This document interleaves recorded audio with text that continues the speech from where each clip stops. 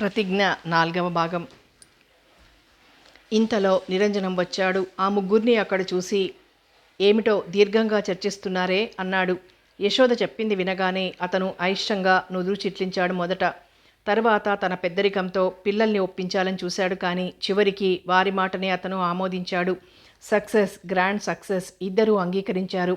50% అంగీకరించారన్నమాట. ఇంకా మిగిలిన ఇద్దరు కూడా అంగీకరించినట్లే అన్నాడు రమేష్. ఈ సమయంలో మేము 50% కాదు రమేష్, పిన్ని గారికి బాబాయ్ గారికి బాధ్యత ఎక్కువ ఉంది కనుక వారి మాటకి కూడా ఎక్కువ విలువ ఉంటుంది. వాళ్ళు అవునంటే తప్ప ఇది సక్సెస్ అయ్యినట్టు కాదు అన్నాడు నిరంజనం. మీరు చెప్తే వాళ్ళు కాదనరు అంది రమ నమ్మకంగా. నేను చెప్తాను కానీ వారి మాటకే ఎక్కువ విలువిస్తాను అన్న విషయం మీరు మర్చిపోవద్దు. నిరంజనం హెచ్చరిస్తుంటే రమేష్, రమ బుద్ధిగా తలలూపారు. రమ ఇంట్లో ఉందా, స్కూలుకు వెళ్ళిపోయిందా? హడావిడిగా లోపలికి వస్తూ అడిగింది యశోద. ఎప్పటికప్పుడు మానేద్దామనుకుంటూనే రమ ఆ ఉద్యోగంలో కంటిన్యూ అవుతోంది. ఇప్పుడే భోజనమైంది, ఇక వెళ్తుంది. ఏమిటి హడావిడిగా వచ్చావు? నిరంజనం కూడా వచ్చినట్లున్నారే? సీతమ్మ యశోదని పలకరించి వాకిట్లో భర్తతో మాట్లాడుతున్న నిరంజనాన్ని గమనించి అడిగింది. ఆవిడ చేతిలో నక్షత్ర చేమంతులు మరువమో కలిపి కట్టిన మాల ఉంది. అప్పుడే దేవుడి మందిరంలోంచి తీసి తెచ్చింది మనవరాలి కోసమని. యశోదని చూసి దానిని రెండుగా కత్తిరించి ఆమెకో దండ ఇచ్చింది. ఇంతలో రమ గదిలోంచి వచ్చింది. చేతికి వాచి పెట్టుకుంటూ, ఇప్పుడే వెళ్దామనుకుంటున్నానులే స్కూల్కి, నాతో పనేమైనా ఉందా? పోనీ ఇవాల్టికి మానేసెయ్యనా? ఆహా, స్కూల్ మానక్కర్లేదులే, నువ్వెలాగూ మధ్యాహ్నం 2 గంటలకే వచ్చేస్తావుగా. ఆహా, సరిగ్గా చెప్పాలంటే 1:30కే వస్తా, తలలో పూలమాల సర్దుకుంటూ అంది. అందుకే ఈ తాళాలు నీ దగ్గరుంచు. మా పిన్నత్తగారి మనవడి పెళ్ళవుతోంది ఊళ్ళో. మా వాళ్ళంతా నిన్న సాయంత్రానికే ఈ ఊరొచ్చారు. ఇప్పుడు స్నాతకం, రాత్రి 7 గంటలకి పెళ్ళి. మేము నిన్న కూడా వెళ్ళలేదు. మరి ఇప్పుడైనా వెళ్ళకపోతే బాగుండదు. ఏకంగా రాత్రి లగ్నమయ్యాక భోజనాలు చేసొస్తాం. మీ మామయ్య ఇవాళ సెలవు పెట్టారు. సురేష్, మహేష్ సాయంకాలం పెళ్లివారింటికే వచ్చేస్తారు. ఇక రమేష్, వాడు పెళ్ళికి రానన్నాడు. పొద్దుట చేసిన టిఫిన్ కాస్త మూత పెట్టి ఉంచమన్నాడు. ఏం చోద్యంగా మాట్లాడుతున్నావు యశోదమ్మ? అబ్బాయి కుర్రతనంతో ఏదో అంటే అన్నాడు, నువ్వు టిఫిన్ మూత పెట్టడం ఏమిటి? ఇంకా నయం, వంట కూడా చేశానన్నావు కాదు. రమేష్ సాయంకాలం కాఫీ, టిఫిన్, రాత్రి భోజనం అన్నీ కూడా మా ఇంట్లో చేస్తాడులే. సీతమ్మ చనువుగా కసురుకుంది యశోదని. నాకు తెలుసు మీరు ఈ మాట అంటారని. అయినా మిగిలిపోయినవి పారేసుకోలేం కదా. ఉదయం చేసిన పూరీలు, కూర ఉంటే మూత పెట్టి ఉంచాను. రమేష్ డూప్లికేట్ తాళం తీసుకొని వెళ్తానంటూనే మర్చిపోయి వెళ్ళిపోయాడు. అంచేత వీలైతే రమా, నువ్వు వాడు వచ్చే వేళటికి కాస్త తలుపు తాళం తీసుంచు. సరే, నేను మూత పెట్టిన టిఫిను మీరిద్దరూ అక్కడ తింటారో అది ఇక్కడికి తెచ్చి మీ అమ్మమ్మగారు చేసినవి కూడా కలుపుకొని అందరూ తింటారో మీ ఇష్టం. ఇదిగో తాళాలు అని వాటిని రమ చేతిలో పెట్టి వెనక్కి తిరిగింది. రమేష్ వచ్చేసరికి సాయంకాలం 5 గంటలవుతోంది. రమ యథాలాపంగానే అడిగింది ఆమె వెనకే నడుస్తూ. ఇంకా ఎక్కువే అవుతుంది. అందుకే మీరెవ్వరూ వాడి కోసం కనిపెట్టుకుని ఉండొద్దు. మరి నేను వస్తా. ఇంకా ఆలస్యం అయిందంటే అక్కడ మా పిన్నత్తగారి కూతురు నాకు మంగళహారతి ఇచ్చేస్తుంది నవ్వుతూ అని. వస్తా అత్తయ్య గారు అని సీతమ్మకు కూడా చెప్పి నిరంజనంతో కలిసి వెళ్ళిపోయింది. అమ్మమ్మ, తాళాలు ఈ బల మీద పెడుతున్నాను, నేను వెళ్తున్నా అంటూనే వెళ్ళిపోయింది రమ. మధ్యాహ్నం మనవరాలిచ్చిన కాఫీ గ్లాస్ అందుకుంటూ, టిఫిన్ ఏం చేయమన్నావు అడిగింది సీతమ్మ. ఈ మధ్య కొద్ది రోజులుగా ఉదయం, మధ్యాహ్నం కాఫీ డ్యూటీ రమ తీసుకుంది. మనవరాలి చేత ఆ కాస్త పని చేయించడం కూడా సీతమ్మకి ఇష్టం లేదు. కానీ రమ సత్యాగ్రహం చేసినంత గొడవ చేస్తే ఒప్పుకుంది. నీ ఇష్టం అంది రమ. రోజూ సీతమ్మ అలా అడగటం, రమ ఇలా సమాధానం చెప్పటం వాళ్ళకి మామూలే. పచ్చి టమాటాలు వేసి ఉప్మా చేద్దామనుకుంటున్నాను. చెయ్యి, నువ్వు తాతగారు తినేసేయండి. నేను రమేష్ వచ్చాక ఏకంగా తింటాను. అతనొక్కడిని తినమంటే బాగుండదు. అదేమిటే, పొద్దుటెప్పుడో తిన్న అన్నం సాయంకాలం దాకా ఎలా ఉంటావు? అంతగా అయితే అప్పుడు మళ్ళీ ఏదైనా తిందుగానిలే. అతనికి సాయంగా మనవరాలు కటిక ఉపవాసం చేస్తున్నంత బాధ కలిగింది సీతమ్మకి. వద్దులే, చూద్దాం అనేసింది రమ. సాయంకాలం ఫ్యాక్టరీ నుండి తిరిగొచ్చిన రమేష్ తలుపు తీసిన రమని సరిగ్గా పలకరించకుండానే గదిలోకి వెళ్ళిపోయాడు తలంచుకొని. అస్తమాను కలుసుకునే మనుషులు కొత్తగా పలకరించుకోవటం ఏముంటుంది? అయినా పొద్దుటి నుండి పని చేసి చేసి ఆ పైన బస్సులో వచ్చి అలసిపోయి ఉంటాడనుకుంటూ వీధి గదిలోనే ఉండిపోయింది రమ. 10 నిమిషాలు గడిచినా అతని అలికిడేమీ వినిపించలేదు. ఏం చేస్తున్నావు రమేష్? త్వరగా ముఖం కాళ్ళు చేతులు కడుక్కో, స్నానం చేయాలనుకుంటే చేసిరా, మా ఇంటికి వెళ్దాం. అక్కడే ఇవాళ కాఫీ వగేరాలన్నీ కూర్చున్న దగ్గర నుండే చెప్పింది అతనికి వినిపించేలా. అమ్మ లేదా? ఓ, ఇవాళ వాళ్ళంతా పెళ్ళికి వెళ్ళారు కదూ. నేను తాళం తీసుకువెళ్ళటం మర్చిపోయాను. మీ ఇంటి దాకా వచ్చి అడగక్కర్లేకుండా నువ్వు తలుపులు తాళం తీసుంచావు. చాలా చాలా థ్యాంక్స్.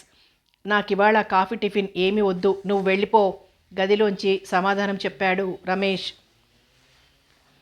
కాలక్షేపానికి చేతిలోకి తీసుకుని పుటలు తిరిగేస్తున్న పుస్తకం టీపాయ్ మీద పడేసి, ఏమీ అక్కర్లేకపోవడమేమిటి, త్వరగా రా వెళ్దాం అంటూనే లేచి అతని గది గుమ్మం దగ్గరికి వెళ్ళింది. గదిలో రమేష్ మడత మంచం మీద వెల్లకిలా పడుకొని ఈ ప్రపంచాన్ని చూడటానికి ఇష్టం లేని వాడిలాగా కళ్ళ మీద చెయ్యి ఆనించుకున్నాడు. అదేమిటలా పడుకున్నావు? ఒంట్లో బాగుండలేదా? మరి పక్కబట్టలైనా లేకుండా మడత మంచం మీద ఆ పడకేమిటి? లోపలికొస్తూ ఆదుర్దాగా అడిగింది రమ. రమేష్ దగ్గర నుండి ఎలాంటి సమాధానం లేకపోవటంతో ఇక తప్పదన్నట్లు లేచి సరిగ్గా కూర్చుంటూ, ఒంట్లో బాగానే ఉంది కానీ ఏం తినాలని లేదు, నువ్వు వెళ్ళు అన్నాడు. అప్పుడు చూసింది రమ అతని ముఖం వంక పరీక్షగా. ముఖమంతా వడలిపోయి కళ్ళు మాత్రం ఉబ్బి ఎరుపుగా ఉన్నాయి. పాపం 8 గంటల సేపు ఆ మెషిన్లతో పాటు మెషిన్గా మారిపోయి పని చెయ్యాలి. ఆపై ఉదయం 1 గంట, సాయంకాలం 1 గంట బస్సు ప్రయాణం. బస్సులో కూర్చోటానికి చోటైనా దొరకదు. ఆ తొడతొక్కిడిలో నిలబడే ప్రయాణం, నిలబడే పని. అబ్బా, ఎంత అలసిపోయి ఉంటాడో అనుకుంది. తినాలని లేకపోవటమేమిటి? పోనీ మా ఇంటి దాకా రావద్దులే, అత్తయ్య మూత పెట్టింది, ఇక్కడ తినొచ్చు, నేను కాఫీ కలుపుతుంటాను, నువ్వు ముందు లేచి కాళ్ళు కడుక్కురా, ఆ తర్వాత స్నానం చేయొచ్చని వంటగదిలోకి వెళ్ళింది రమ. నాకే పని చేయాలని లేదు, నువ్వు ఊరికే ఊదరగొట్టేస్తున్నావు అంటూ లేచి వీధి గదిలోకి వచ్చి కూర్చున్నాడు. రమ కాఫీ గ్లాస్తో వచ్చేసరికి రమేష్ ఎదురుగా రామ్మూర్తి గారు కూర్చొని, అలా ఉన్నావేం బాబు అని అడుగుతున్నాడు.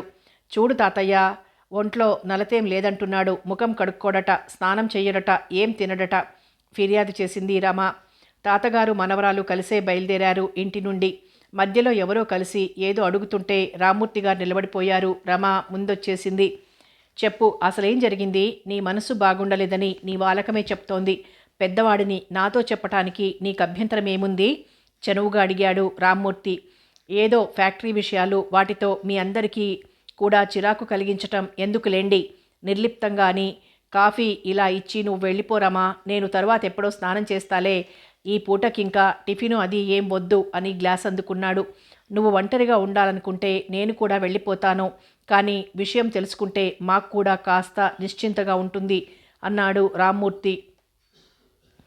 రమేష్ కాఫీ గ్లాసు కిటికీలో పెట్టబోతుంటే, ముందు అది తాగేసై, మాటల్లో పడ్డావంటే ఇక అది చప్పగా చల్లారిపోతుంది, అప్పుడే ఒకసారి వేడి చేయటం అయింది అంది రమ.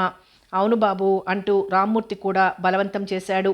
రమేష్ ఇక కాదనలేకపోయాడు. కానీ ఆ కాఫీ రుచి అది అతనికేం తెలియటం లేదు. ఎలాగో అది ముగించాననిపించి ఖాళీ గ్లాస్ కింద పెట్టేసి మెల్లిగా అన్నాడు, ఇవాళ మా యజమానుల ధర్మమా అని 2 పనివాళ్లు ప్రాణాలు పోగొట్టుకున్నారు అని ఎంత నిబ్బరంగా ఉండాలని ప్రయత్నించినా అతని గొంతు వణికింది, కళ్ళు చెమర్చాయి.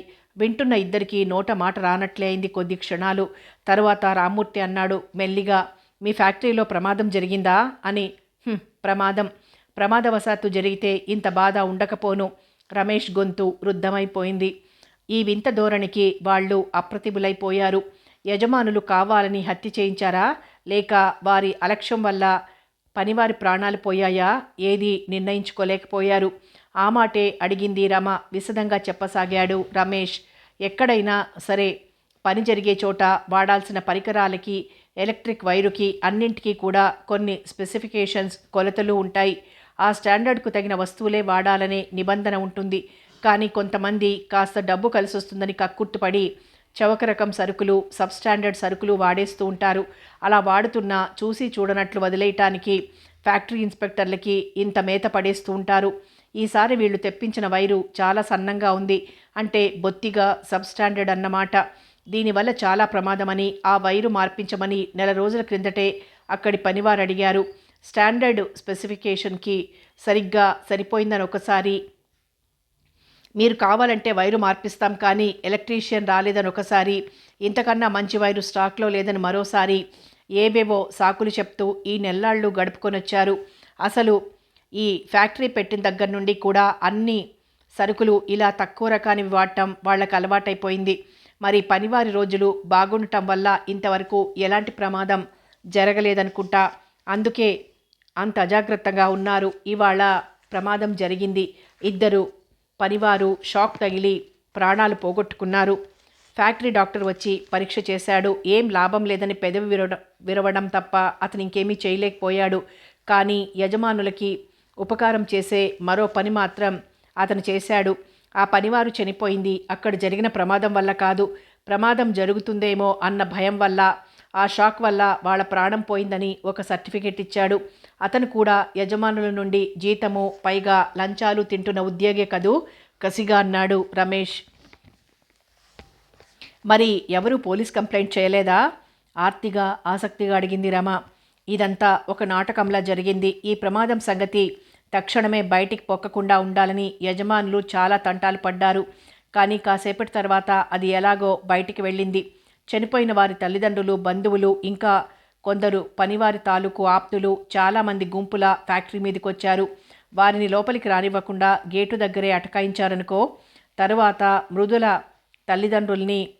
మృతుల తల్లిదండ్రుల్ని చాటుకు తీసుకువెళ్ళి నయానో భయానో ఇంత డబ్బు పడేసి వాళ్ళ నోళ్లు మూయించి ఈ విషయం పోలీసుల దాకా వెళ్లకుండా చూడాలని ప్రయత్నించారు. చూడు ఎంతటి దురాలోచనో. చచ్చిపోయిన కొడుకు ఎలాగూ బ్రతికి రాలేడు, ఈ డబ్బైనా తీసుకుందామని కక్కుర్తిపడే తల్లిదండ్రులు ఉంటారని వారి భ్రమ. కానీ వీళ్లు మాత్రం అలా లొంగలేదు. పిల్లవాడి ప్రాణాన్ని అమ్ముకున్నట్లు డబ్బు తీసుకుంటామా? ఈ విషయం పోలీసుల దాకా వెళ్లాల్సిందే. మావాడు మళ్ళీ బ్రతికి రాలేకపోయినా ఇక ముందు ఇలాంటివి జరగకుండా, ఇంకా ఎంతోమంది అమాయకులు ఈ రాక్షసుల చేతిలో బలైపోకుండా చేయాల్సిందే అని వారు పట్టుబట్టారు. అప్పటికి వరకు శవాలని వాళ్ళకి చూపించలేదనుకోండి. ఒక చెంప ఏడుస్తూనే మరో చెంప న్యాయం కోసం పెనుగులాడటం మొదలుపెట్టారు వాళ్ళు. అబ్బా, ఇదంతా వింటుంటేనే గుండె పట్టుకుపోతోంది. అక్కడే ఉండి కళ్ళతో ఆ బీభత్సం అంతా చూసిన నీకు మనసు చెదిరిపోవటంలో ఆశ్చర్యం లేదు. ఆ తల్లిదండ్రుల దుఃఖం ఊహించుకోవాలంటేనే ఒళ్ళు జలధరిస్తోంది అంది రమ పిడికిలితో గుండె అదుముకుంటూ. ఇంత వయసు వచ్చింది, రాజకీయాల్లో తిరిగాను, లాఠీ దెబ్బలు తిన్నాను, ఆప్తులని అభిమానులవి ఎన్నో చావులు చూశాను. నా మనసు బండవారిపోయింది అనుకున్నాను. కానీ ఇది వింటుంటే నాకు కూడా మనసు కదిలిపోతోంది అన్నాడు రామ్మూర్తి. ఆయన కళ్ళు చెమర్చాయి. మరి పోలీసులకు చెప్పారా? రమ మనస్సు నిలవటం లేదు. మరి యజమానుల్ని అరెస్ట్ చేశారా? ఫ్యాక్టరీ మూయించేశారా? ప్రశ్నలతో ఉక్కిరి బిక్కిరి చేసేస్తోంది రమ. అలాంటిదేమీ జరగలేదు. పోలీసులు వచ్చారు, వెళ్ళారు, అంతే. యజమానులకు అనుకూలంగా వారు కోరిన విధంగా స్టేట్మెంట్ రాసిచ్చి పనివారి అజాగ్రత్త వల్లే ఈ ప్రమాదం జరిగిందని, ఇక ముందైనా అంతా జాగ్రత్తగా ఉండాలని ఒక వార్నింగ్ పనివారికి కూడా ఇచ్చారు, అంతే. ఇలాంటి ప్రమాదాల వల్ల యజమానులకి అపారమైన ధననష్టం కలుగుతుంది కనుక మరోసారి ఇలా జరిగితే పనివారే ఆ నష్టాన్ని భర్తీ చేయాల్సి ఉంటుందని హెచ్చరిక కూడా చేశారు. ఇదంతా ఇలా జరగటానికి మా కంపెనీ లీగల్ అడ్వైజర్ చాలా తంటాలు పడ్డాడు లేండి. చాలా బాగుంది. పనివారి ప్రాణాల కంటే యజమానుల డబ్బు ఎక్కువ విలువైందన్నమాట. అయినా డబ్బు ఎప్పుడైనా సంపాదించుకోవచ్చు, ప్రాణాలు మరి తిరిగి రావుగా. ఆ సంగతి వాళ్ళకి తెలియదు నిష్ఠూరంగా అన్నాడు రామ్మూర్తి. తెలియకేం, బీదవాడి ప్రాణం కంటే భాగ్యవంతుల డబ్బుకే ఎక్కువ విలువ ఉంటుంది వాళ్ళ దృష్టిలో. అసలు పట్టపగలు అంతమంది కళ్ళెదురుగా జరిగిన విషయం క్షణాలలో దాని అసలు స్వరూపాన్ని పోగొట్టుకొని ఇంత వికృతంగా తయారైందంటే మా అందరికీ విభ్రాంతి, విస్మయం, దుఃఖం, బాధ అన్నీ కలిగాయి. పోలీస్ డిపార్ట్మెంట్లోనే కొంతమంది అవినీతి పరులు, దుర్మార్గులు ఉండటం వల్లే ఇదంతా ఇంత భయంకరమైన మార్పు చెందింది కణతలొత్తుకుంటూ అన్నాడు రమేష్. అతనింకా షాక్ నుండి తేరుకోలేదు. కంచె చేను వేసింది అన్న సామెత ఉందిగా, బహుశా ఇలాంటి వారిని చూసే ఆ సామెత పుట్టి ఉంటుంది. అయినా ఇది కొత్తగా మొట్టమొదటిసారిగా వింటున్నట్లు అంత అబ్బురపడి బాధపడతావేమిటి? చేతిలో డబ్బుంటే పోలీసుల్నే అన్నమాటేమిటి? దేవుణ్ణి కూడా తమ పక్షానికి తిప్పుకుంటారు కొంతమంది నిట్టూరుస్తూ అన్నాడు రామ్మూర్తి. ఎలాగో ధైర్యం చెప్పకపోతే అతనింకా కృంగిపోతాడేమో అని. నీకు తెలియదు కానీ ఆ పోలీసు అధికారులకి మీ యజమానులకి అదివరకే పరిచయం ఉండుంటుంది అంది రమ కసిగా. మీ అంత తేలిగ్గా నేను తీసుకోలేకపోతున్నాను. ఎక్కడో ఏదో జరిగిందని వినటం వేరు, సాక్షాత్తు ఆ సంఘటనల్ని మన కళ్ళతో చూడటం వేరు కదూ అని రమేష్ అంటుంటే, అయితే తాతయ్య, దేవుడు కూడా డబ్బు గల వాళ్ళకి అమ్ముడుపోతే ఇక మనుష్యులకి న్యాయం ధర్మం ఎలా దొరుకుతాయి అడిగింది రమ తాతగారిని. దేవుడు అమ్ముడుపోవటం అంటే ఆ దేవుడి పేరు చెప్పుకొని కొంతమంది పెద్దలే డబ్బుకి పదవులకి కక్కుర్తిపడి అబద్ధాలు చెప్పటం అన్యాయాలు చేయటం ఉంటుంది. కానీ నిజానికి ఆ పరమేశ్వరుని దృష్టిలో న్యాయానికి ధర్మానికి విలువుంది. వాటికే జయం లభిస్తుంది. కాకపోతే అది జరగటానికి కాల వ్యవధి కావాలి. ఈలోగా ఈ గడ్డి తినే మనుషులు కొన్నాళ్లపాటు విజృంభిస్తారు అంతే అన్నాడు. మరి చివరికేం జరిగింది? ఆ శవాలకి దహన సంస్కారాలు అయ్యాయా రమేష్ అడిగింది రమ. లేదు. యజమానులు తమ మీదికి ఎలాంటి నెపము నింద రాకుండా ఉండాలని పోస్ట్మార్టం యథావిధిగా జరగాలని పట్టుబట్టారు. అక్కడైనా స్టేట్మెంట్లన్నీ వారికి అనుకూలంగానే రాయించుకోవచ్చునని వారి ధీమా. అదంతా అయ్యాక రేపు సాయంకాలం దహన సంస్కారం జరుగుతుంది. ఉదయమే జరిగిందా ఈ ప్రమాదం అడిగాడు రామ్మూర్తి. ఆ పని మొదలై 1 గంటైనా గడవకుండానే ఇది జరిగింది. అప్పటి నుండి సాయంకాలం దాకా ఒకటే గందరగోళం, టెన్షన్, ఏడుపులు, కేకలు. ఆ పరిస్థితి వర్ణించటం నా వల్ల కాదు. ఇది మర్చిపోవటం కూడా నాకు సాధ్యం కాదు. అతని గొంతులో దుఃఖం లుంగలు చుట్టుకుంటోంది. ఏ సంఘటనైనా అంతే. అది జరిగిన రోజున ఇక అంతకన్నా ఘోరం మరొకటి ఉండదు అనిపిస్తుంది. కాలగతిలోనే ఆ గాయం మాని ఆ దుఃఖం పలుచబడి మనం మామూలు మనుషులం అవుతాం. ఏనాటివో సంఘటనల్ని గుర్తు చేసుకుంటూ ఆ దుఃఖంలోంచి వైరాగ్యం తెచ్చుకుంటూ అన్నాడు రామ్మూర్తి. చివ్వున తలెత్తి ఏదో చెప్పబోయాడు రమేష్. కానీ ఆయన ముఖం చూసి ఆగిపోయాడు. చెట్టంత కూతుర్ని అల్లుడిని ఒకే క్షణంలో పోగొట్టుకున్న అభాగ్యుడియన. ఆయన దుఃఖం కన్నా ఆయన ఆర్తి కన్నా ఎక్కువైందా ఇప్పుడు తనకి కలిగిన ఈ అనుభవం అనిపించింది. అంతటి అగ్నిని గుండెల్లో భరిస్తూనే మామూలుగా బ్రతకటానికి ప్రయత్నిస్తున్నాడియన. అలాంటి మనిషికి తన దుఃఖం ఆర్తి కాదని చెప్పబోయాడు తను. ఇంతకన్నా అమానుషం అజ్ఞానం మరొకటి ఉంటుందా? రమేష్ ముఖం సిగ్గుతో కమిలిపోయినట్లయింది. మీరు చెప్పింది నిజమే. కొంతకాలం దాకా అయినా నాకీ దుఃఖం తప్పదు మరి నుదురొత్తుకుంటూ బాధగా అన్నాడు. నీ మాటలు వింటుంటే ఉదయం నుండి నువ్వేమీ తినలేదనిపిస్తోంది. పెందరాళ్లే వచ్చి కాస్త మజ్జిగన్నమైనా తిను. ఇంట్లో వంట అయిపోతుంది పాటికి అన్నారాయన. ఈ పూటకేం తినాలని లేదండి. ఈ మాట నేను వినను. మా ఇంటికొచ్చి కాస్త అయినా ఎంగిలిపడి వెళ్లాల్సిందే. నువ్వొచ్చేదాకా నేను రమ ఇక్కడి నుండి కదలం పట్టుబట్టారాయన. రమేష్ బిడియంతో ముడుచుకుపోయాడు. ఆహా, అబ్బే, అలాగే వస్తాను. నేనింకా స్నానం అది చెయ్యాలి. మీరిద్దరూ వెళ్ళండి. 1 గంటలో వస్తాను అన్నాడు నెమ్మదిగా. సరే పద తాతయ్య, అతను స్నానం చేసొస్తాడు. ఇదో రమేష్ తప్పకుండా వచ్చి అన్నం తినాలి అని చెప్పి వీధి గుమ్మం వైపు నడిచింది రమ. మన ఊళ్ళో మళ్ళీ మతకల్లోలాలు ప్రారంభం కానున్నాయట కదూ, ఎవరో అనుకుంటుంటే కొన్ని వివరాలు తెలిసాయి అంటూ వచ్చి కూర్చున్నాడు రమేష్ సుందరం గారింట్లో. ఏమిటి బాబు అవి? కొంతమంది ప్రజల్లో మత సామరస్యం లేకపోవటం కాదు గాని మనలా తటస్థంగా ఉండాలనుకున్న చాలామంది నానా ఇబ్బందులు పడుతున్నారు అంది సుమతి భయంగా. అదే ఆంటీ, మనకి మన మతం పట్ల అభిమానం ఒక్కటే ఉంది. కానీ కొంతమందికి మతమే ప్రాణం, మతమే ఊపిరి. ఆ మతం కోసం ఏం చెయ్యటానికైనా వారు సంసిద్ధులే. పరమత సహనం అన్నది రవంత కూడా వారికి ఉండదు అన్నాడు రమేష్ దీప్తి అందించిన నీళ్ల గ్లాస్ అందుకుంటూ. పూర్వం రాజులు చక్రవర్తులు దేశాన్ని పాలించే కాలంలో కూడా ఈ మత కలహాలు కల్లోలాలు ఉండేవట. ఏమిటో తరాలు గడిచిన మనిషి ఆలోచనలోనూ ఆవేశంలోనూ మార్పు రాలేదనిపిస్తుంది నిట్టూర్చింది రమ. ఆ పిల్ల కూడా అక్కడే ఉంది. వెళ్ళిపోదామనుకుంటూనే రమేష్ని చూసి ఆగిపోయింది. అప్పుడైనా అందరి పరిపాలన ఒక్కలాగే ఉండేది కాదులే. కొంతమంది రాజులకి పరమత సహనం ఉండేది. అతను ఏ మతస్థుడైనా మిగిలిన మతస్థుల్ని ద్వేషించటం, వాళ్ళని బాధలు పెట్టటం ఉండేది కాదు.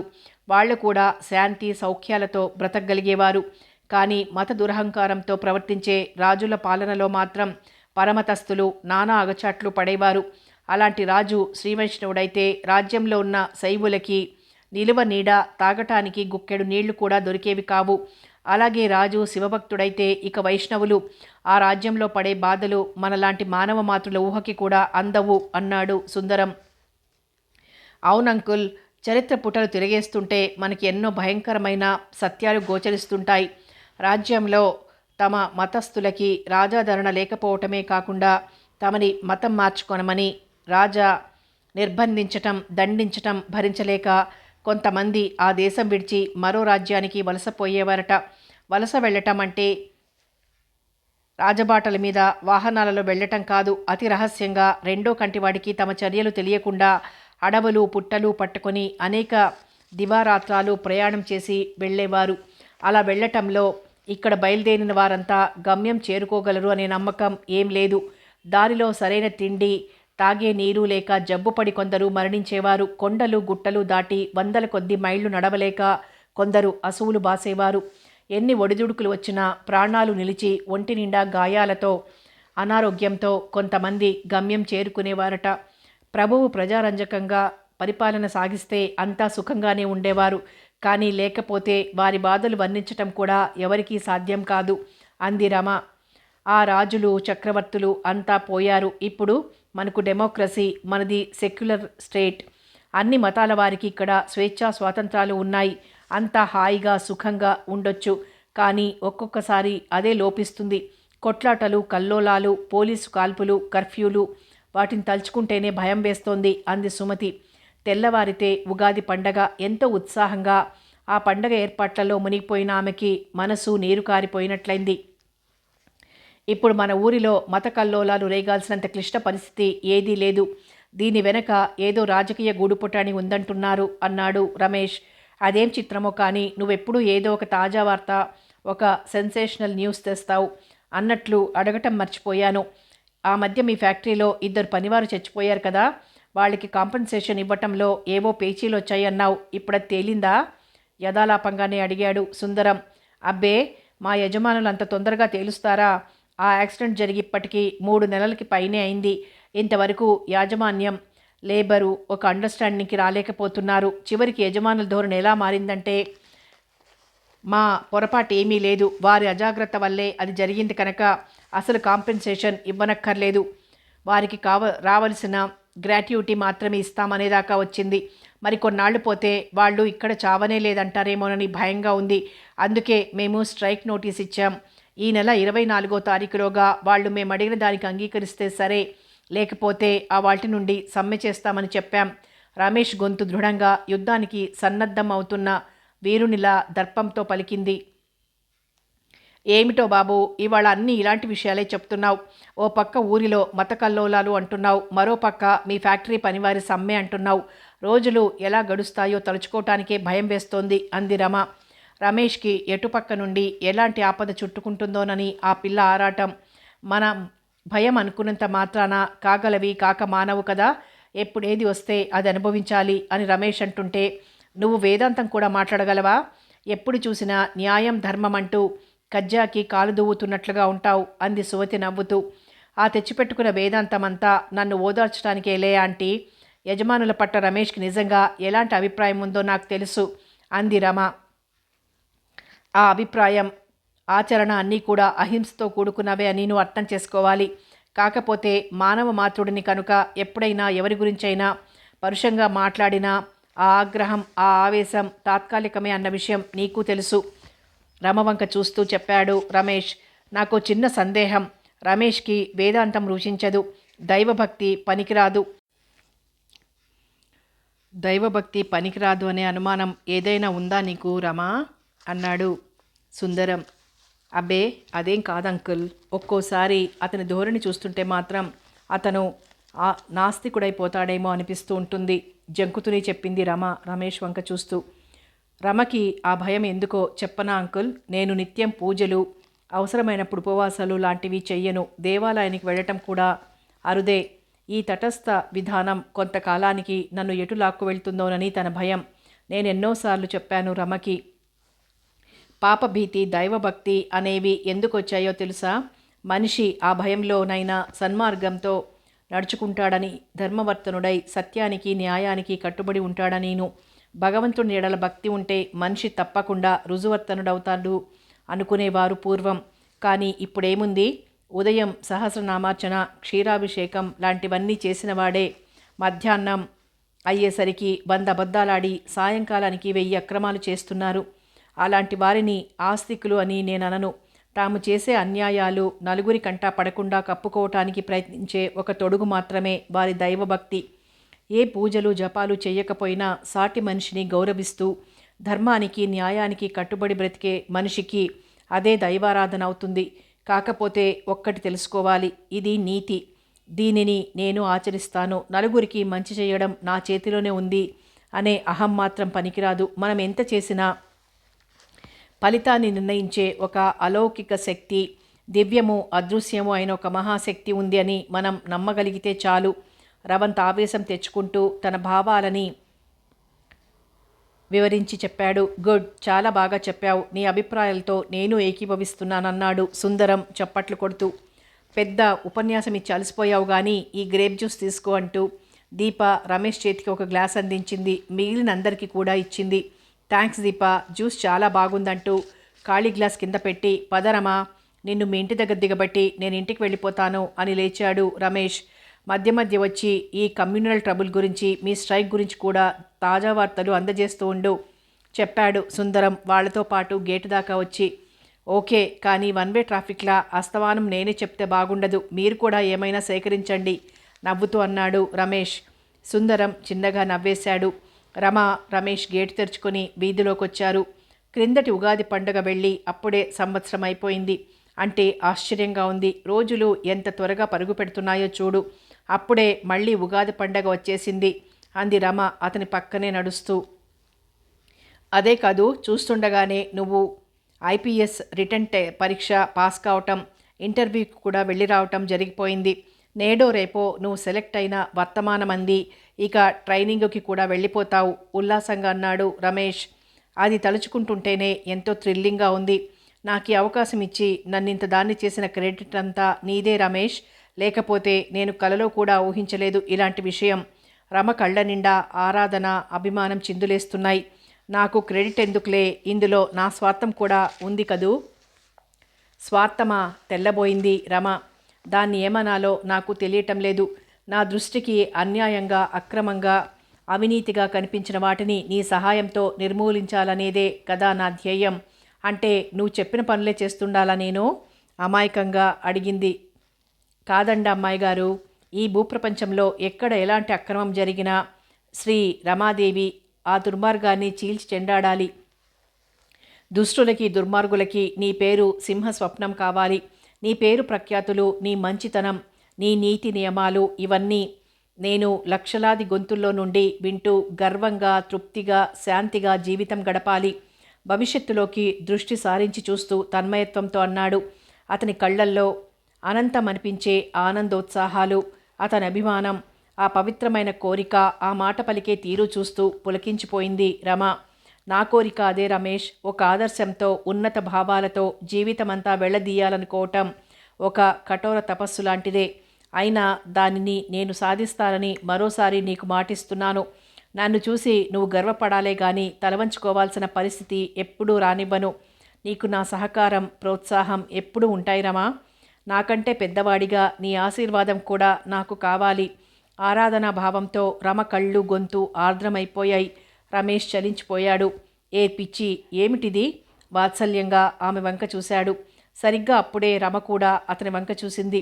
ఇద్దరి కళ్ళల్లోనూ మాటల కందని భావోద్వేగంతో నిండిన కాంతి ఆ కనుచీకటిలో కూడా మిలమిలా మెరుస్తూ కనిపించింది. ఇద్దరి గుండెలు తృప్తితో, ఆనందంతో నిండిపోయాయి. మానవత్వాన్ని మించిన దైవం వేరే ఎవరూ లేరు. మంచిని సాధించిన మనిషి పొందే సంతోషం అది మాటల కందనిది అనిపించింది ఆ ఇద్దరికీ. రామ్మూర్తి సుందరం వాళ్ళుంటున్న కాలనీ దగ్గరలోనే ఒక రామాలయం ఉంది. అక్కడ కూడా వసంత నవరాత్రులని భారీ ఎత్తున జరిపించాలని ఆ ఆలయ ధర్మకర్తకి, మేనేజింగ్ కమిటీకి చాలా రోజుల నుంచి కోరికగా ఉంది. అప్పుడు ఏవేవో ఇబ్బందులు వచ్చి వాళ్ళు అనుకున్నట్లుగా సాగలేదు. శ్రీరామనవమి నాడు మాత్రం సీతా కళ్యాణ మహోత్సవం భారీ ఎత్తున జరిగేది. ఆ సేవ చేయించాలనుకునే భక్తులంతా కూడా అందులో పాల్గొనే అవకాశం కల్పించబడేది. ఈ సంవత్సరం మాత్రం భారీ ఏర్పాట్లు జరుగుతున్నాయి. వీధి ఈ చివర నుండి ఆ చివరి దాకా రంగురంగుల షామియానా వేస్తున్నారు. స్థానిక కళాకారులే కాకుండా దేశం నలుమూలల నుండి ప్రఖ్యాత గాయని గాయకులని, నృత్య కళాకారులని, హరికథా భాగవతరాలని పిలవాలని నిర్ణయించుకొని వారికి ఉత్తరాలు రాయటం, వారి ఆమోదం పొందటం కూడా అయింది. ఆ కాలనీలో ఉన్న యువకులు కుర్రాళ్ళు చాలామంది వాలంటీర్లుగా చేరి స్వామి కార్యాన్ని ఎంతో ఉత్సాహంగా జయప్రదంగా నిర్వహించాలని ఉవ్విళ్ళూరుతున్నారు. ఏర్పాట్లన్నీ చకచకా సాగిపోతున్నాయి. అలాంటి సమయంలో రమేష్ వచ్చి ఊరిలో మతకల్లోలాలు చెలరేగనున్నాయి, అందులోనూ శ్రీరామనవమి ఉత్సవాలలోనే అవి ప్రారంభం కానున్నాయి అని చెప్పినప్పటి నుండి సుమతికి మనసులో లేదు. కారణం ఏమిటంటే వాళ్ళబ్బాయి దివాకర్, భాస్కర్రావు కొడుకు చైతన్య కూడా ఆ ఉత్సవ ఏర్పాట్లలో యాక్టివ్ పార్ట్ తీసుకుంటున్నారు. ఎందుకైనా మంచిదని గబగబా భాస్కర్రావు ఇంటికి వెళ్ళింది. అక్కడ భారతి కూడా మర్నాటి పండగ ఏర్పాట్లతో హడావిడిగా ఉంది. వదినా, ఇది విన్నారా అని మొదలుపెట్టి రమేష్ చెప్పిందంతా భారతి చెవిన వేసింది సుమతి. మరెలాగా పిల్లలంతా ఉత్సాహంగా ఏర్పాట్లన్నీ చేసుకున్నారు. పాపం ఈ గొడవలొస్తే ఆ ఉత్సవాలు ఎలా సాగుతాయో దిగులుగా అంది భారతి. అదొక్కటేనా, పిల్లలకి ఆ దొమ్మిలో దెబ్బలే తగులుతాయో, పోలీసుల లాఠీ దెబ్బలే తగులుతాయో, ఏ ఫైరింగ్ అయినా జరిగితే గుండు దెబ్బలే తగులుతాయో అని అనుకుంటుంటేనో కాళ్ళు చేతులు నాకు ఆడటం లేదు. నిలబట్టానికి కూడా ఓపిక లేనట్లు కూలబడింది సుమతి. అవును సుమి, మరిప్పుడెలాగా? మన పిల్లలకు అసలే దుడుకుపాలెక్కువ. మనవాళ్లే అన్నమాటేమిటి? ఈ కాలంలో పిల్లలంతా అలాగే ఉన్నారు. మనం ఎవరిని ఆపగలం? ఏమని చెప్పగలం? నాకేటూ తోచటం లేదు. తల పట్టుకుంది సుమతి. ఏదో ఒక కారణం చెప్పి మన పిల్లని ఈ రాత్రికే విజయవాడ మా అక్కయ్య గారింటికి పంపించేయొచ్చు. కానీ అది ధర్మం కాదు కదూ. పరాయి అమ్మగన్న బిడ్డల్ని ప్రమాదానికి వదిలేసి మన పిల్లల్ని కాపాడుకోవాలనుకోవడం దారుణం కదూ అని భారతి అంటుంటే, అబ్బే, నేను ఆ ఉద్దేశంతో రాలేదు. విషయం నీ చెవిన వెయ్యాలనొచ్చాను. అయినా అంతవరకు వస్తే మన కాలనీ పెద్దలే ఏదో ఒక నిర్ణయం తీసుకుంటారులే. అయినా ఇది స్వామి కార్యం కదా, ఆ శ్రీరామచంద్రమూర్తే వీళ్ళందరినీ చల్లగా చూస్తాడు అంది సుమతి భక్తిపూర్వకంగా 2 చేతులు జోడించి. అవునొదినా, అంతే. ఆ శ్రీరామ ప్రభువే మనకి రక్ష అంది భారతి భక్తి విశ్వాసాలతో. ఇంట్లో బోలెడు పనుంది, ఇక నే వెళ్ళొస్తా అని లేచింది సుమతి. వస్తూ వస్తూ మరో మాట కూడా అంది. ఏం జరుగుతుందో చూద్దాం, అంతేగాని ఇప్పుడే ఈ కాలనీ ఆడవాళ్ళందరికీ ఇలా అల్లర్లు రాబోతున్నాయి అని చెప్పి హడలుగొట్టొద్దు. నిజాలు తెలియకుండా ఇలా సాగిన పుకార్లే ఒక్కొక్కసారి కొంప ముంచుతాయి. అది నిజమేలే. అయినా రమేష్ నీకు చెప్పినట్లే ఇంకెవరో మరెవరికో చెప్పకుండా ఉంటారా? ఇంచుమించు ఊరందరికీ ఇది తెలిసే ఉంటుంది. సరేలే, మనకై మనం ఎవరిని బెదరగొట్టొద్దు అంది భారతి. ఒక్కో క్షణం గడిచి ఉత్సవాల ఆర్భాటం అధికం అవుతున్నట్లే భారతి, సుమతి వాళ్ళ ఆదుర్త, భయం అధికం కాసాగాయి. తెల్లవారింది. పనులన్నీ యథావిధిగా జరుగుతున్నాయి. హడావిడిగా లోపలికొచ్చాడు రమేష్.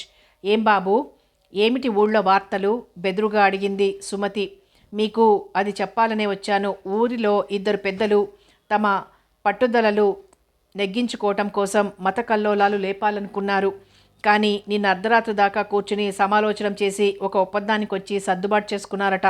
కాబట్టి ఇంతలో మనకి అలాంటి ప్రమాదం ఏం లేదు. నీ కడుపు చల్లగా చల్లటి మాట చెప్పావు. పాయసం ఇంకా తయారు కాలేదు, పంచదార వేసిస్తాను, ఈ పాలు తాగు అంటూ గబగబా గ్లాస్లో ఇంత పంచదార పాలు వేసి ఇచ్చింది. ఇన్నొద్దు, సగం తీసేయండి ఆంటీ.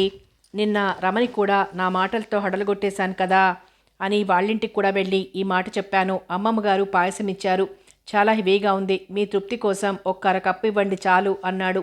ఉగాది పచ్చడి తిన్నారా అంది దీప. ఆ పిల్ల అప్పుడే తలకు స్నానం చేసి కొత్త బట్టలు కట్టుకొచ్చింది. అది తినకుండా మా అమ్మ నన్ను ఇంట్లోంచి కదలనిస్తుందా అని రమేష్ అంటుండగానే ఆ పిల్ల చటుక్కున వంగి అతని పాదాలకి నమస్కారం చేసింది. అరే, ఇదేమిటి అంటూ అతను పక్కకి తప్పుకోబోయాడు. నేను దండం పెట్టడం అయిపోయిందిలే, అయినా అంత కంగారు పడ్డావేమిటి? పండగ కదా అని కొత్త బట్టలు కట్టుకున్నాను కదా అని దేవుడికి, అమ్మకి, నాన్నకి పెట్టాను. పెద్దవాడివి కదా అని నీకు పెట్టాను అంది. అమ్మ నాన్నగారు దేవుడితో సమానం కనుక వాళ్ళకి పెట్టు, నాకక్కర్లేదు అని రమేష్ అంటుంటే, నీకు తెలియదేమో, నేను మా అన్నయ్యకు కూడా పాదాలకి నమస్కారం చేస్తాను పండగ రోజున అని దివాకర్కి కూడా పాదాభివందనం చేసింది. ముచ్చటగా ఆ దృశ్యం చూస్తూ ఉండిపోయాడు రమేష్. దివాకర్ ఒక బొత్తి కాగితాలు తెచ్చి రమేష్కిచ్చి, ఈ కరపత్రాలు మేమంతా ఇంచుమించు ఊళ్ళో అందరికీ పనిచేశాం. ఇంకా నీకు తెలిసిన వాళ్ళు ఎవరైనా ఉంటే ఇవ్వు. నేను మీ ఇంటికి వచ్చి అంకుల్కి ఆంటీకి చెప్పటమైంది, నీకు కూడా చెప్తున్నాను. నువ్వు నీ స్నేహితులంతా ప్రతిరోజు ఈ ఉత్సవాలకు వచ్చి తీర్థప్రసాదాలు స్వీకరించాలి. వీలుని బట్టి పూజలు అర్చనలు కూడా చేయించవచ్చు అన్నాడు. ఆలయ ధర్మకర్త కన్నా ఎక్కువ హైరాణ పడుతున్నావేమిటి? హాస్యం చేశాడు రమేష్. దేవుడి పెళ్లికి అందరూ పెద్దలే అని దివాకర్ అంటుంటే అంతా నవ్వేశారు. చల్లబాటు వేళ రమ యశోద వాళ్ళింటికి బయలుదేరింది. చల్లగాలి కోసం యశోద వాళ్ళంతా డాబా మీదికి చేరారు. అప్పటికే అక్కడి నుంచే రమ రావటం చూసి మహేష్ గబగబా కిందికి దిగొచ్చి వీధి తలుపులు తెరిచి ఆ అమ్మాయిని కూడా పైకి తీసుకువెళ్ళాడు. అలా నీరసంగా ఉన్నావేమిటి సురేష్ అని అతన్ని పలకరిస్తూ వెళ్ళి యశోద పక్కన కూర్చుంది రమ. దాదాపు 15 రోజుల నుండి ఒక్క క్షణం విశ్రాంతి లేకుండా వసంత నవరాత్రుల కోసం పనిచేశారు కదూ. నిన్న సాయంకాలంతో ఆ హడావిడెంత అయిపోయి వీళ్ళకి తీరిక చిక్కింది. దాంతో ఆ ఒళ్ళు నొప్పులు అలసట అన్నీ బయటకొస్తున్నాయి అన్నాడు నిరంజనం నవ్వుతూ. అవును పాపం, మన కాలనీ కుర్రాళ్ళంతా చాలా బాగా పనిచేశారు. ఇంత పెద్ద ఎత్తున ఈ ఉత్సవాలు జరగటం ఈ సంవత్సరమే మొదలనుకుంటా అనింది రమ. అది వరకు చెయ్యాలనుకునేవారు కానీ ఏవో ఆటంకాలు వచ్చేవట. ఈ ధర్మకర్త కొత్త ఆయన కదా, ఆయనకి ఇలాంటి సరదాలు భక్తి అన్నీ ఎక్కువ. ఆయన ఉన్న అన్నాళ్ళైనా మన ఊరిలో ఇలాంటి సంబరాలు జరుగుతాయి. సరే మీరు కబుర్లు చెప్పుకుంటూ ఉండండి, నాకు కొంచెం పనుంది, క్రిందికి వెళ్తున్నాను అని చెప్పి యశోద లేచింది. అప్పుడే కనిపించింది ఆమెకి రామశేషయ్య సందు మలుపు తిరుగుతూ వీళ్ళ ఇంటి వైపు రావటం. నిరంజనానికి ఉన్న కొద్దిమంది స్నేహితుల్లో రామశేషయ్య ఒక్కడు. అదిగో శేషయ్య అన్నయ్య వస్తున్నాడు, మీరు కిందికి వస్తారా, అతని ఇక్కడికే పంపించనా అడిగింది భర్తని. ఈ పిల్ల మేళానికి మా రాజకీయాలు ఏం రుచిస్తాయిలే, మేమే పార్కుకో పోయి కూర్చుంటాం, కాస్త దూరం నడిచినట్లు ఉంటుంది, కాసిన్ని టీ నీళ్ళో నిమ్మకాయ నీళ్ళో ఇయ్యి అంటూ అతను లేచాడు. మీకు తెలియదు కదూ, అమ్మ ఇవాళ నిమ్మరసంతో షర్బత్ తయారు చేసింది. రేడియోలో ఎవరో చెప్తే విని నేర్చుకుందట. ఇప్పుడు మనమందరం అది తాగుతున్నాం. నేను వెళ్ళి సోడా దుకాణంలోంచి ఐస్ తెస్తానంటూనే తూనీగలా కిందికి పరిగెట్టాడు మహేష్. ఇక డాబా మీద ముగ్గురే మిగిలారు, రమ, రమేష్. కాబోయే భార్యాభర్తలన్న విషయం వారి బంధువులకి స్నేహితులకి ఇంచుమించు అందరికీ తెలుసు. ఆ ఇద్దరు కూడా ముందు నుండి ఒక ఒద్దికలో పెరగటం వల్ల, ఇద్దరిది ఉత్తమ సంస్కారం అవటం వల్ల ఇద్దరూ కూడా మర్యాదగా పెద్ద మనిషి తరహాగానే ప్రవర్తిస్తారు. వాళ్ళని చూస్తే ఎదుటివారికి ముచ్చట గౌరవం కలుగుతాయే కానీ వెగటు చులకన భావం కలగవు. ఇంటర్ చదువుతున్న సురేష్కి ఆ విషయాలన్నీ బాగా తెలుసు. ఆలయంలో సీతమ్మ వారిని ఎంత భక్తితో కొలుస్తాడో, కాబోయే వదిన రమ అంటే అంత భక్తి గౌరవం ఉన్నాయతనికి. అయినా వాళ్ళిద్దరి మధ్య పానకంలో పుడకల తనక్కడుండటం బాగుండదు అతనికి. ఏదో ఇబ్బందిగా ఉంది. అందుకే పరీక్షలకి ప్రిపేర్ అవ్వాలనేసి కిందికి వెళ్ళిపోయాడు సురేష్. అబ్బా, ఎండలు ఇప్పుడే పేల్చేస్తున్నాయి కదూ అంది రమ. అందుకే నాన్నగారు వాళ్ళు చల్లగాలికి పార్కుకు వెళ్తారు. ఈ డాబా మీద కూర్చుంటే పైనుండి చల్లగాలి వీస్తున్నా క్రింద నుండి ఆవిర్లొస్తున్నట్లుంది. ఇవాళ బయట కూడా చల్లగాలి తిరగలేదు ఇంకా. అయితే మనం కూడా పార్కుకు వెళ్దామా అని అడగబోయి ఆ మాటల్ని లోపలే మింగేశాడు రమేష్. అంత బాహటంగా అడిగి నలుగురి దృష్టిలోనూ పడటం అతనికి ఇష్టముండదు. తను కూడా అంగీకరించదని అతనికి తెలుసు. ఏదో చెప్పబోయావు అడిగింది రమ. నీకు కూడా పార్కుకు వెళ్ళాలనుందా అని అడుగుదామనుకున్నాను. ఇంకా నయం, పెదవి కొరుక్కొని నవ్వాపుకుంది రమ. అందుకే అడగలేదు. అది సరే, మీ సమ్మె విషయం ఏమైంది కుతూహలంగా అడిగింది రమ. ఇంతవరకు ఏమీ తేలలేదు. ఈ 4 రోజుల్లోనూ యజమానులు ఏదైనా చేస్తామనే సూచనలు కూడా కనిపించటం లేదు. బహుశా సమ్మె అనివార్యమే అవుతుంది. దూరంగా చూస్తూ విరక్తిగా అన్నాడు. సమ్మె చేయటం మాకు సరదా కాదు, గత్యంతరం లేకపోతే ఇక తప్పదు అన్నట్లుంది అతని ధోరణి. ఇలాంటి సమ్మెల వల్ల అందరికీ నష్టమే కదూ సానుభూతిగా అంది రమ. నష్టమే మరి, తర్వాత సంగతి ఎలా ఉన్నా ముందు సమ్మె కాలంతో జీతం నష్టపోవటానికి, రోజువారీ కూలి పోగొట్టుకోవటానికి పనివారు సిద్ధంగా ఉండాలి. సరే, ఫ్యాక్టరీ నడవక, ఉత్పత్తి లేక మార్కెట్లోకి కొత్త సరుకు రాకపోతే ఉన్న సరుకుకే ధర పెంచేస్తారు వర్తకులు. దానితో వినియోగదారులకి ఇబ్బంది వివరించాడు రమేష్. ఇంతలో 2 గ్లాసుల్లో ఐసు ముక్కలు వేసిన నిమ్మ షర్బత్ తీసుకొచ్చాడు మహేష్. అరే, పిలిస్తే నేనే వచ్చేదానిగా, పైకి కిందికి ఎన్నిసార్లు తిరుగుతావు నువ్వు నొచ్చుకుంటూనే గ్లాస్ అందుకుంది రమ. థ్యాంక్ యూ అన్నాడు రమేష్ గ్లాస్ తీసుకుంటూ. It is my pleasure drama డైలాగ్లా చెప్పి కిందికి వెళ్ళిపోయాడు మహేష్. జ్యూస్ చాలా బాగుంది, నేను కూడా నేర్చుకోవాలి అత్తయ్య దగ్గర అని రమ అంటుంటే, కాబోయే పోలీస్ ఆఫీసర్గా నువ్వు నేర్చుకోవాల్సినవి చాలా ఉంటాయి, ఈ జ్యూస్ ఎందుకులే అన్నాడు రమేష్ మురిపెంగా నవ్వుతూ. రమ కళ్ళు తృప్తి ఆనందం వెదజల్లాయి. అది చూసి రమేష్ మనసు అదోలాంటి గర్వంతో, ఒక అనిర్వచనీయమైన సంతోషంతో నిండిపోయింది.